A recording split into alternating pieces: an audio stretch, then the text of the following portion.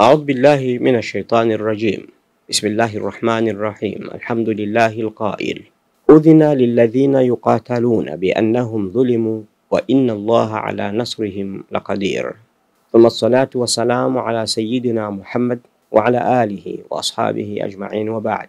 السلام عليكم ورحمة الله وبركاته. Wapendwa watazamaji, leo ni siku ya Jumatano, Juni 18, 2025, ambapo sasa tutakuleteni katika jalsa yetu ya leo nini kilichopelekea mapambano haya, na tutajaribu kufanya ufafanuzi na uchambuzi kuhusu kile kinachoendelea nchini Iran katika vita baina yake na Israel, vita ambavyo vimechochewa na kuanzishwa na Israel mnamo siku ya Ijumaa Juni 13, pale Israel alfajiri mapema iliposhambulia Iran na kuua watu kadhaa, wakiwemo maafisa wa ngazi za juu wa majeshi ya nchi hiyo. Utawala wa wanachuoni wa Kiislamu wa Iran, taifa lililojitambulisha kuwa Jamhuri ya Kiislamu mara tu baada ya mapinduzi yaliyopatikana kwa njia ya nguvu ya umma wa wananchi wa taifa hilo mwaka 1979, sasa yanapindukia mapinduzi haya kutimiza umri wa miaka 46, na hii itakuwa mara ya pili kuingia vitani na nchi nyingine. Chini ya uongozi wa muasisi wa taifa hilo Ayatollah Imam Khomeini, aliyepigania ukombozi wa taifa hilo kutoka mikononi mwa ufalme wa Kipahlavi, na baada ya kupitia majaribu na mateso mbalimbali, hatimaye alilazimika kuikimbia uhamishoni. Kana kwamba haikutosha, alilazimika pia kuelekea Ufaransa kutoka Iraq, ambako alikokuwa amekimbilia mapema, ambako huko Ufaransa hatimaye umma uliingia mitaani kutokomeza ufalme wa Muhammad Reza Pahlavi, naye akaikimbia nchi licha ya kuwa alikuwa akilindwa na Israel na Marekani chini ya kikosi cha ujasusi cha SAVAK. Lakini wawili hao, Marekani na Israel, hawakutosha kuzishinda nguvu za umma wa wananchi wa Iran. Mara tu baada ya kura ya maoni ya wananchi kutaka utawala wenye kufuata misingi ya Kiislamu, Marekani ilimshawishi mtawala wa Iraq zama hizo Saddam Hussein akuivamia Iran na kukadia ardhi yake. Uvamizi huo ulisababisha Iran kuingia vitani na Iraq, vita ambavyo vilianza mwaka mmoja tu baada ya kufaulu mapinduzi ya Kiislamu. Vita vilianza mnamo mwezi Septemba 1980 na kufikia tamati mwezi Agosti 1988, na kuvifanya vita hivyo kuwa vilidumu kwa muda wa miaka isiyopungua 8. Kwa ufupi, vita hivi vilianzishwa kwa lengo la kuiangusha serikali ya Kiislamu, lakini bila mafanikio yoyote. Itakumbukwa pia kuwa katika kipindi ambacho uongozi wa Uislamu ulianza ama taifa la Kiislamu lilianzishwa, ni mwaka mmoja tu tayari vita vilianzishwa, na vita hivi vilidhani kuwa kutakuwa na hali isiyokuwa ya kawaida kwa serikali mpya ambayo ni teketeke isiyokuwa na uimara ingeshindwa mara moja na kuanguka, lakini halikutokea hilo. Kwa kawaida, dola inayofuata mwongozo wa Uislamu kamwe haiwezi kuanzisha vita. Kwa miaka mingi ya uhai wa serikali ya mapinduzi ya Kiislamu, imepitia majaribio mengi ya kujaribu kuiangusha, yakichochewa na maadui wa Uislamu, hususan Marekani na Israel. Miongoni mwa majaribio hayo ilikuwa ni kulipua jumba la bunge, ambapo viongozi wengi wa serikali waliuawa mapema tu baada ya mapinduzi. Maandamano yanachochewa kila mara na mashirika ya ujasusi ya nchi za kigeni za Magharibi, na shambulizi ya kila mara ya Israel na kuua wataalamu ndani ya Iran, na tukio la hivi karibuni ambalo wengi tunalikumbuka litakuwa lile la Israel kuwaua wanadiplomasia wa Iran katika ubalozi wa Iran mjini Damascus nchini Syria, lililotokea Aprili 1, 2024, na hata Iran ikalazimika kulipa kisasi kwa kuishambulia kwa mara ya kwanza moja kwa moja kutoka Tehran hadi Tel Aviv kwa mara ya kwanza. Kuna njia moja tu kubwa kwa taifa la Kiislamu kuingia vitani: ni lazima ichokozwe au ivamiwe. Kana kwamba haitoshi, lazima kusubiri ili kuhakikisha na kuthabitisha dhamira ya adui. Vita vitakavyopiganwa na Waislamu ni lazima iwe ni kwa nia ya kujilinda tu, na sio kuchokoza au kuvamia nchi nyingine. Huo ndio mwongozo uliotolewa na Uislamu kama ilivyokuja katika Qur'ani tukufu, aya ya 39 ya sura ya 22, suratul Hajj. Mwenyezi Mungu Subhanahu wa Ta'ala anasema: Bismillahirrahmanirrahim. Udhina lilladhina yuqataluna biannahum dhulimu wa inna Allaha ala nasrihim laqadir. Imeruhusiwa kupigana kwa wale wanaopigwa, na kwa yakini Mwenyezi Mungu ana uwezo wa kuwasaidia, ana uwezo wa kufikisha katika ushindi. Haya ndio maneno ya Mwenyezi Mungu, na hii ni ahadi ya Mwenyezi Mungu. Kama taifa la Kiislamu linashambuliwa, Mwenyezi Mungu anawaruhusu Waislamu kujilinda dhidi ya mashambulio ya adui, na kwa sababu hiyo, na kwa kuwa wameonewa, na kwa kuwa wamevamiwa, Mwenyezi Mungu anaahidi kuwapa ulinzi na kuwapa msaada wa kijeshi ili waweze kuwashinda. Walillahi junudu samawati wal ardh, majeshi ya Mwenyezi Mungu yako mbinguni na ardhini. Jambo la kwanza mizani, ingependa tujiulize sisi sote tunaosikiliza makala hii.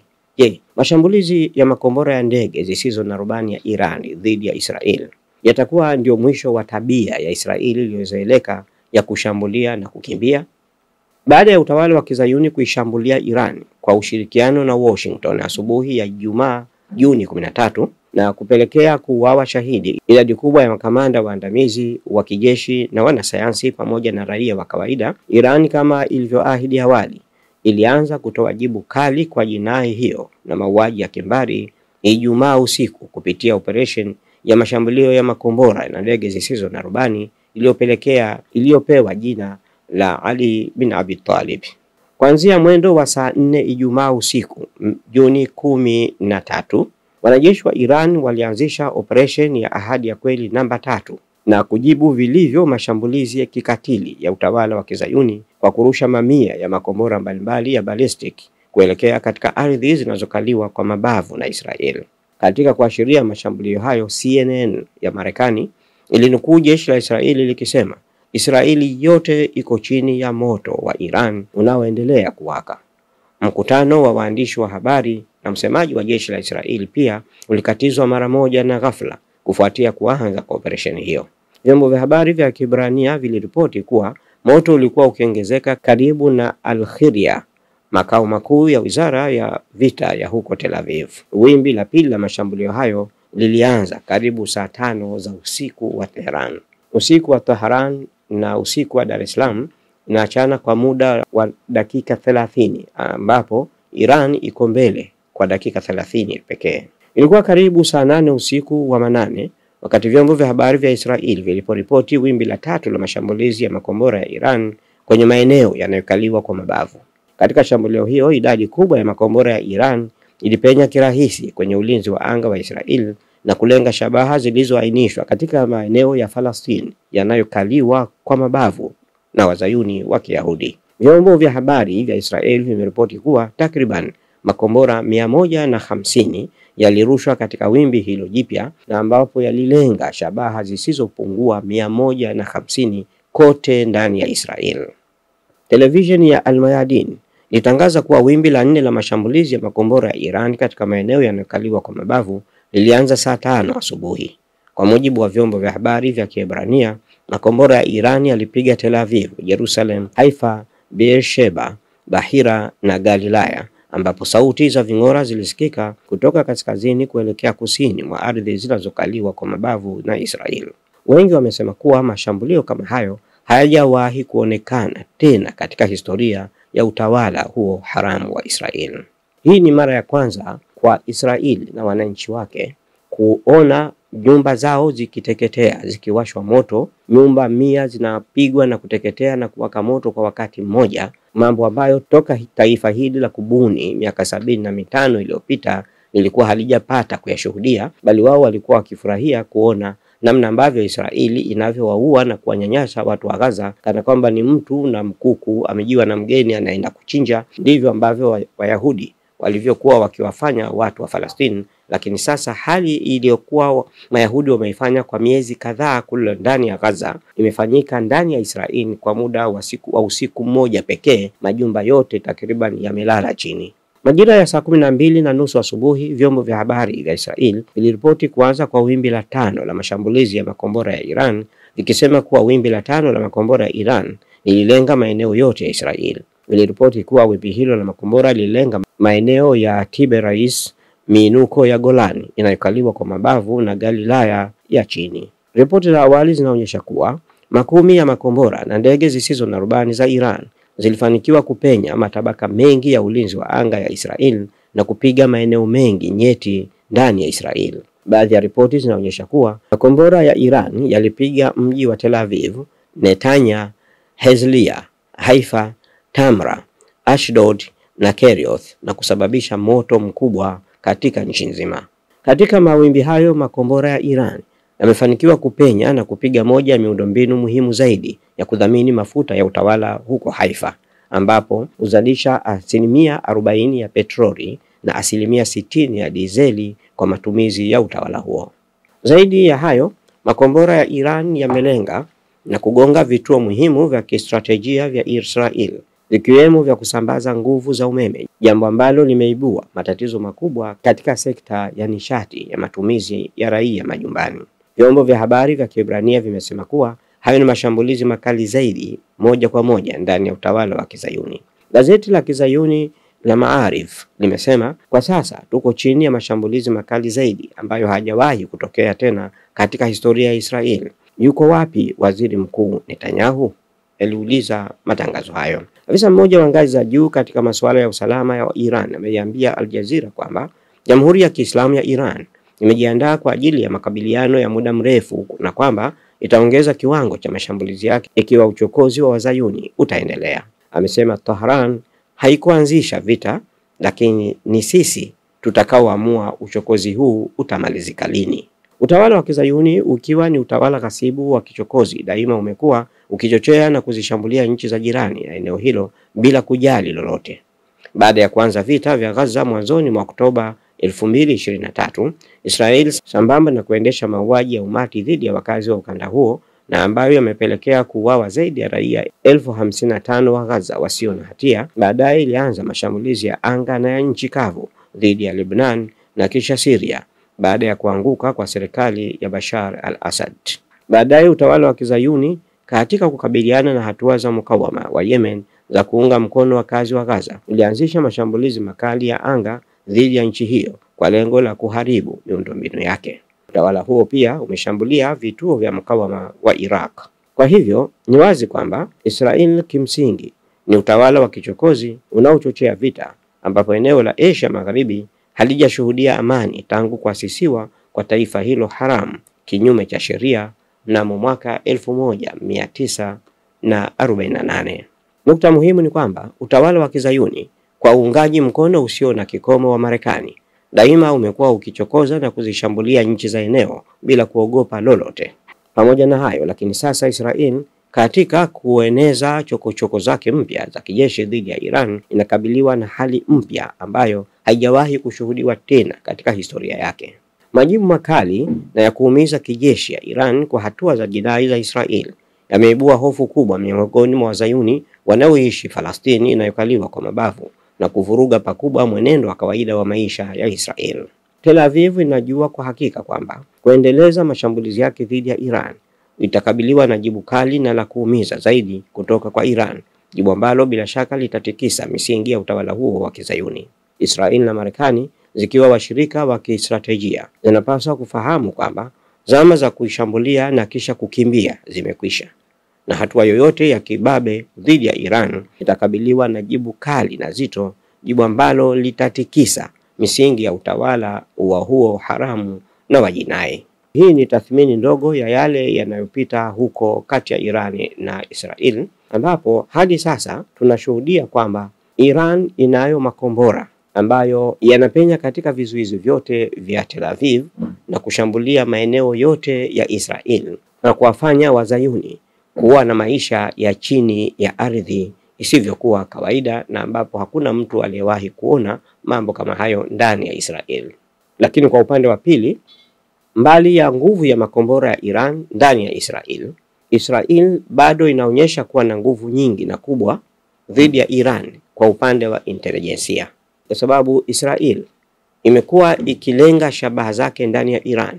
Kwa mfano, siku ya mwanzo tu ya mashambulizi imeua majenerali wakubwa na wangazi za juu wa Iran na kuua masayantisti muhimu waliokuwa wakihitajika kwa Iran, shabaha ambayo inaonyesha kwamba Israel inayo majasusi ndani ya Israel, lakini zaidi kuliko yote ni kwamba wasaliti wa ndani, yani wanaitwa wanafiki kwa Kiislamu, wanafiki waliomo ndani ya Iran wanaisaidia Israeli kuipa taarifa za kuweza kuwashambulia viongozi wa Iran. Hili linaonyesha kuwa Iran kuna udhaifu wa namna kama hiyo unaotokana na hali ilivyo katika mashambulio hayo. Lakini Israel haina makombora ya kuipiga Iran, bali inatumia ndege ambazo baadhi yake zinakuwa zikiangushwa kule Iran, lakini Israel haina uwezo wa kuweza kuyaangusha makombora yanayotoka Iran kuingia ndani ya Israel. Iran ni nchi kubwa, ina watu takriban milioni 100. Sasa katika watu hawa lazima Israel imekuwa ikipata baadhi ya wanafiki wanaoiunga mkono kwa kupokea pesa, lakini pia Israel imekuwa inaingiza baadhi ya vifaa vyake ndani ya ardhi ya Iran, lakini vile vile imewahi kuwa hata inatengeneza drone ndani ya Iran. Kwa hiyo hii ndio vivuta ni kuvute iliyoko baina ya Iran na Israel. Israel na Marekani wanaiogopa Iran kumiliki silaha za nyuklia, kwa sababu wanaamini kuwa Iran ikimiliki silaha za nyuklia itakuwa lazima iogopwe na itakuwa ina nguvu za kutosha kuweza kuwa na kauli na satwa katika mataifa ambayo yanamilikiwa na Marekani, na imekuwa ni ng'ombe wa kukamua maziwa wa Marekani nchi zote zile za Ghuba, katika nchi zote za Kiarabu, kuanzia Saudi Arabia, Qatar, ukija Imarati, hizo zote ni ng'ombe za maziwa za Marekani. Kwa hiyo Marekani wanafanya kila juhudi itakayowezekana kukataa Iran kumiliki silaha za nyuklia, na ndio sababu ya vita hivi.